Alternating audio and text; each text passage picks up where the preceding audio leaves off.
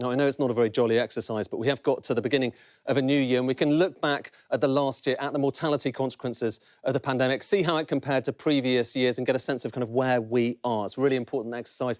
This shows you just the official death toll that we get each day. And what we do is if we can just add up all of those numbers and put them into a bar, you can see that it gets to just over 150,000. That's over the course of the whole pandemic. But it's not the only way of measuring this. You can also look at the number of people who had COVID on their death certificate. That's a higher number, 175,000. But not all of those deaths were directly down to COVID. Perhaps about 10%, as many as 10% weren't. So 175, maybe 157 or so when you adjust for that.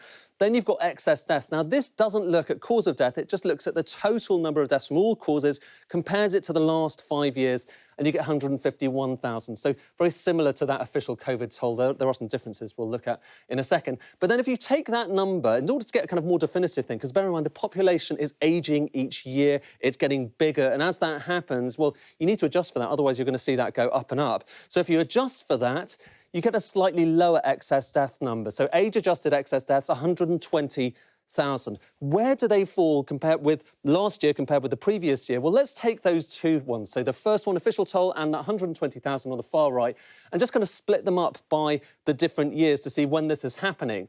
And actually, you don't see it here, but you might see it if I just kind of take those bars and show them next to each other. Look, the official toll suggests that last year was almost as bad as 2020, but look over there at age-adjusted excess deaths. Last year, not as bad, still bad though, and it's worth just looking back over the course of recent history to see just how bad.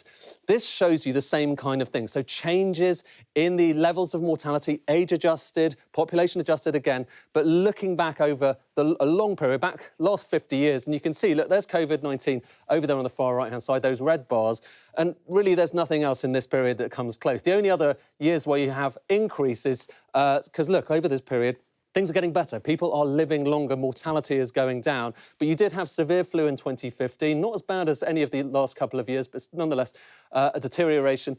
And then you had flu as well in 1976. And to take this looking even further back, so same data, but going all the way back to 1900, well, again, this period sticks out like a sore thumb, doesn't it? Look, you can go back, you can see the Hong Kong flu of 1968. That's not quite as bad as either of these 2 years. 1963, you had a very severe winter. There's coldest temperatures in 200 years, slightly higher mortality change, deterioration than we've just seen in the last year, but nowhere near as bad as COVID-19 the first year. And you need to go back to 1940, World War II, the BLITZ, to find any year which has been as bad as that first year of the pandemic. And really, you need to go back to World War I, the Spanish Influenza, to find a period where you've had multiple years of increasing mortality compared with the previous period.